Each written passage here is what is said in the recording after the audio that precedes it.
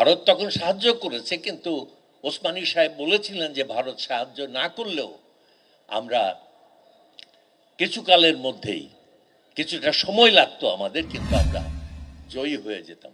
আমি বিশ্বাস করি যে বাঙালি জাতির মধ্যে যে গণতান্ত্রিক চেতনা, যে গণতান্ত্রিক মূল্যবোধ, এই মূল্যবোধের কারণে পাকিস্তান আমাদের সঙ্গে পেরে ওঠে নাই। হ্যাঁ, তো এখন আপনারা কি ক্লান্ত হয়ে গেছেন? হ্যাঁ, আমি আর একটু বলি, অল্প একটু, বেশি না। বেশি বললে আপনারা উঠে পড়বেন এবং সেটা আমার জন্য খুব সম্মানজনক হবে না। কেমন? আপনাদের যাদের বয়স 70, 65, যারা মুক্তিযুদ্ধ নিজের চোখে দেখেছিলেন, কেমন? এখানে যারা বসে আছেন অধিকাংশ কিন্তু মুক্তিযুদ্ধ দেখেননি। ওই যে সামনে দুজন বসে আছেন, তারা দেখেছেন, এবং তাদের চেহারার দিকে তাকালে আপনারা বুঝতে পারবেন তারা কেন দেখেছেন। একজনের সাদা, হ্যাঁ, অনেক দীর্ঘ দাড়ি, সাদা, কালো না কিন্তু, আর একজন মাথার দিক থেকে কিছুটা। এখন আমরা তখন কি দেখেছিলাম? কি ভয়ঙ্কর ত্রাসের রাজ্য, 9টা মাস, তাই না? আমরা সবাই পালাচ্ছি, শুধু পালাচ্ছি।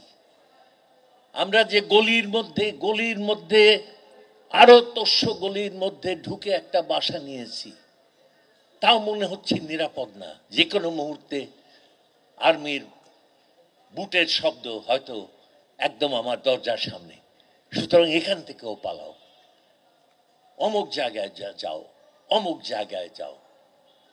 সারা দেশ উদ্বাস্তু হয়ে গেছিল, কোনো মানুষ তার বাড়িতে ছিল না।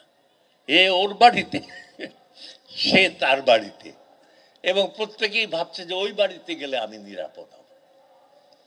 তো এই যে মানুষের দুর্ভোগ, এই যে কষ্ট, সেই কষ্টের কথা আমার খুব মনে পড়ে। আমি আর আবুল কাসেম ফজলুল হক 3 মাস একটা বাসায় ছিলাম এবং তারপরে আবার আমরা আলাদা হয়ে গেলাম। কেন আলাদা হয়ে গেলাম? ভয়ে, যে এই বাসায় থাকা বোধহয় নিরাপদ না। আপনার কি অবস্থা? আপনি কি তখন যুবক? কত রকম ঘটনা আমরা দেখেছি। মুনির চৌধুরী স্যার, তার বাসার সামনে দিয়ে আমি 13 তারিখে যাচ্ছিলাম।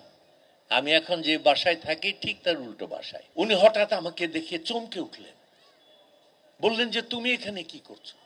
শিগগির পালাও, শিগগির পালাও। বলে আমাকে বললেন যে যেমন ভাবে হোক লুকিয়ে পড়ো।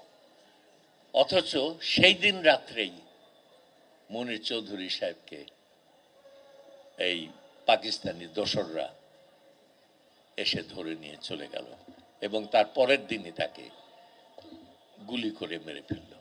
এই সব দুঃখের গল্প আমাদের, যে আমি যখন ইউনিভার্সিটিতে গেলাম দেখতে স্যারদের বাসাগুলো, রক্তে একেবারে সমস্ত ঘরগুলো থই থই করছে একেবারে।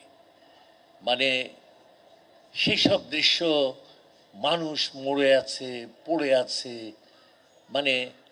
সত্যি সেই দৃশ্য না দেখলে আমি বোঝাতে পারবো না যে কি বিপুল ক্ষতি সেই সময় আমাদের সমস্তটা জাতি এর সামনে গিয়ে দাঁড়িয়েছিল।